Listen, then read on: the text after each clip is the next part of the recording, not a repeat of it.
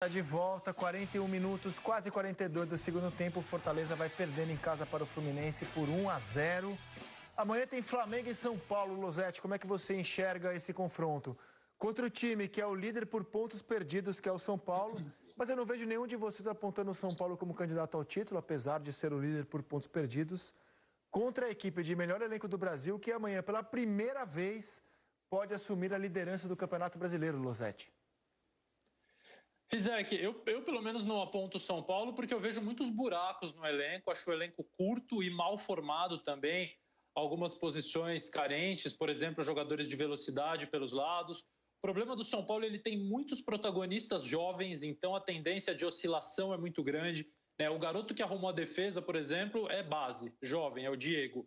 O garoto que entrou no meio-campo para melhorar a sustentação da defesa, a proteção é base, que é o Luan. Os dois meias abertos são Igor Gomes e Gabriel Sara, os dois base, e o Brenner é o cara que faz os gols. Então você tem o Daniel Alves, que não vive seu melhor momento, acho que muito por conta da sequência de jogos, cercado de muitos garotos. É o contrário do Flamengo, que coloca garotos que conseguem se desenvolver e conseguem se transformar em grandes jogadores ou em jogadores importantes rapidamente, porque estão muito sustentados por um Felipe Luiz, por Everton Ribeiro, por Gerson, Thiago Maia, que são jovens mais de experiência, Pedro, Bruno Henrique e por aí vai, tantos outros, né? O Rodrigo Caio, Isla, quer dizer, é um super elenco que foi encontrando a sua melhor maneira. Eu digo que esse Flamengo, eu não acho que esse Flamengo pratica o jogo posicional daquela maneira absolutamente ortodoxa, como se imaginava, e que a gente tem alguns conceitos também mal formados, na minha opinião, mas não é esse tipo de jogo, é um ataque mais posicionado, que preenche mais os setores do campo. Então é um pouquinho meio do caminho entre o que o Flamengo pretendia fazer ou fazia antes do Dome e o que a gente imaginou que fosse ser colocado em prática, e o time se encontrou, mesmo com desfalques, coloca sempre uma formação poderosa em campo. Para mim é favorito sempre que entra em campo. Agora, São Paulo, como a gente disse, perde pouco, né, Rizek? Então eu acho que vai dar jogo, vai ser bom de ver. O Flamengo entra em campo amanhã, se a nossa escalação estiver correta, com 3 garotos formados em casa, dessa leva que desde o empate com o Palmeiras vem melhorando muito o time. O Hugo Souza, que hoje é o titular do gol do Flamengo, acho que ninguém discute mais isso. O garoto Natan, tem jogado muito bem na zaga. O João Gomes, que fez sua primeira partida nesse meio de semana contra o Atlético Paranaense pela Copa do Brasil. E o resto são os jogadores que o Domenech tem de melhor, porque ele tem desfalques para esse jogo. Eu acho que é onde o Flamengo mais perde, não pelo Gomes em si, mas pela ausência do Thiago Maia, é nesse setor, né? Thiago Maia e Arão, né? Sim, mas eu imagino assim, todo mundo à disposição, é possível que o Domi pense esse Flamengo com Thiago Maia, Gerson e o Arrascaeta como 10 por trás do Pedro. Assim, todo mundo à disposição já é uma dificuldade, porque tem a questão do Gabigol, que vai ser pensado ali na frente. Mas não é a realidade do nosso futebol também. Essa ideia de todo mundo à disposição e todo mundo 100%. Então, ainda mais o Domi, que é adepto declarado do rodízio e de tentar deixar os jogadores o mais homogêneo possível, né? Então, eu acho que é um caminho interessante. Ele tem conseguido dar esses minutos a atletas que não imaginariam jogar tanto na temporada, e eles têm dado boa resposta, que é o que o Losetti fala, né? É um elenco muito poderoso, montado com contratações lá em janeiro, pensando numa temporada dita normal, e ainda colocando à prova e tendo resposta de jogadores que a gente nem imaginaria que estariam em campo em 2020. O Natan atropela a fila, o Hugo atropela a fila. São caras hoje afirmados no futebol profissional. E que se não fosse o ano de exceção, se o Flamengo não tivesse passado pelo surto, dificilmente estariam vivenciando o que passam hoje como uma escalação. Até porque você tem no seu elenco os jogadores que você tem o Diego Alves, você não vai testar um garoto, né? Você tem Rodrigo Caio, Gustavo Henrique, Léo Pereira, pelo currículo, dificilmente você vai lá para os seus zagueiros sub-20, você vai insistir com eles, né? Você tem Thiago Maia, você tem Arão, por que você vai trazer o João Gomes? Agora ele tem que fazer isso e os garotos melhoraram o elenco do Flamengo e melhoraram o time do Flamengo. Mas vocês não acham que na questão do rodízio o Domenech está trabalhando diferente do que ele já trabalhou? Por exemplo, a minha impressão, hoje ele já identificou os jogadores que não podem sair nunca do grande jogo.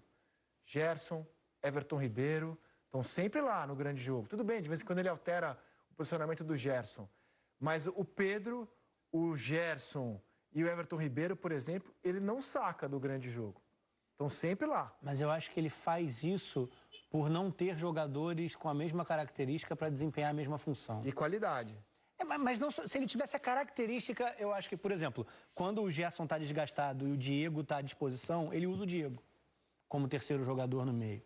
Mas ele não tem, por exemplo, um meia que parta do lado do campo como o Everton Ribeiro. Ele usou o Gerson ali, que tem como fazer essa função com o pé trocado, foi aonde iniciou, inclusive, no Fluminense. Claro que ele se transformou, é um outro jogador hoje, muito mais completo. Mas consegue jogar ali também e fez bons jogos ali dentro da temporada. É que o impacto dele por dentro é muito grande, né? Então a gente fica falando, tirar o Gerson onde ele se sente confortável. Eu acho que ele se sente confortável em qualquer lugar.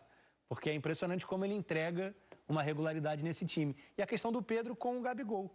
A distância para o Lincoln é muito grande, né? E o Lincoln tem sido utilizado, inclusive em alguns jogos partindo do lado. Sim. Mas se fosse o Gabigol... Sim, mas se fosse o Gabigol inteiro no grupo, eu acho que isso também estaria vendo uma mudança maior entre eles, mesmo com uma fase esplendorosa do Pedro. Então acho que passa um pouco por isso. O elenco é muito forte, mas você tem essas referências no time. E sempre que possível, é claro que tem um momento de descanso, mas sempre que possível e nos jogos com um peso maior, eles vão entrar em campo. Cara, assim, recentemente, se a gente for puxar de memória, não lembro qual foi o último elenco comparável a esse do Flamengo no futebol brasileiro.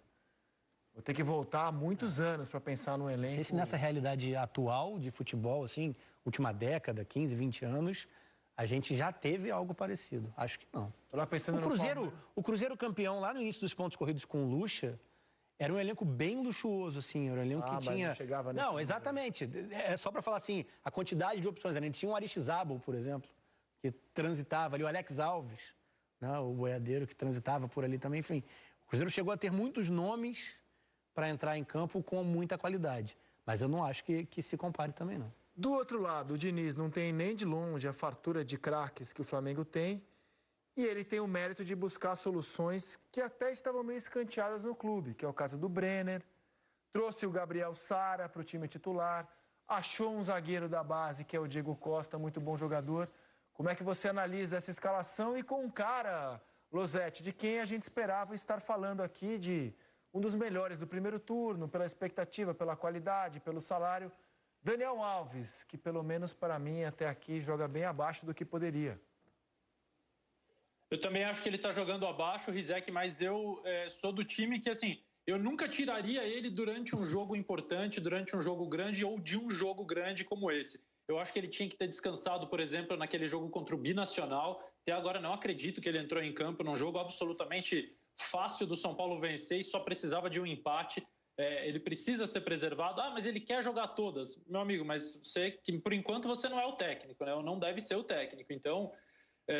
eu acho que o Daniel, quando ele sai, ele piora muito o time, porque o São Paulo é um time baseado em jogo curto, jogo de apoio, jogo de evolução como um bloco, desde uma área, desde a sua própria área até a outra. E o Daniel é sempre a principal opção, sustentação para qualquer jogador que tenha a bola. Ele sabe oferecer a linha do passe, ele sabe se posicionar para receber e se apresenta sempre. A questão é que quando ele recebe a bola, ele não está conseguindo fazer o que a gente chama de box-to-box, porque ele está pouco intenso. Ele tem 37 anos e está jogando todos os jogos do São Paulo, quase todos, sem ser substituído. A escalação a gente sabe de cor qual é, a única questão é a lateral direita, né? A gente está lendo no GC, o Igor Vinícius, que é o titular, viaja, mas está se recuperando ainda, não está 100%, então o Tietê deve ser mantido.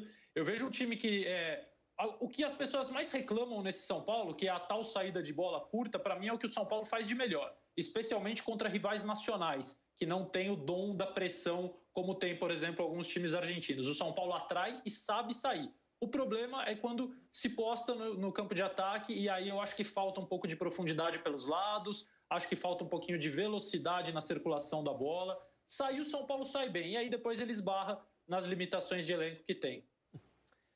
O Internacional já liderou por 8 rodadas do campeonato, o Atlético por 6.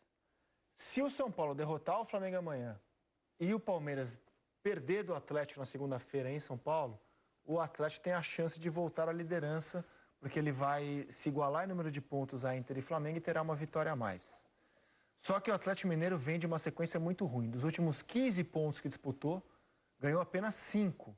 Ele vem de uma derrota, uma vitória, 2 empates e uma derrota. Quer dizer...